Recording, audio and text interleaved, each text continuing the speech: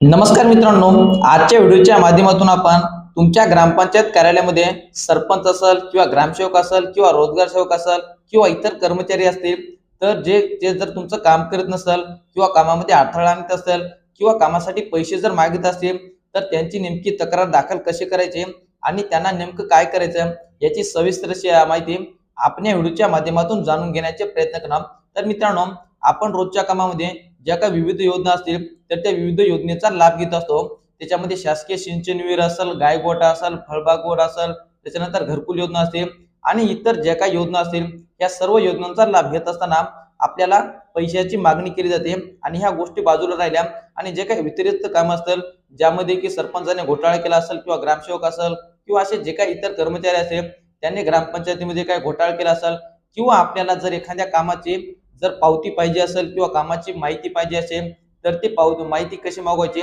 याची सविस्तर अशी माहिती आपण या व्हिडिओच्या माध्यमातून जाणून घेण्याचे प्रयत्न करत आहोत.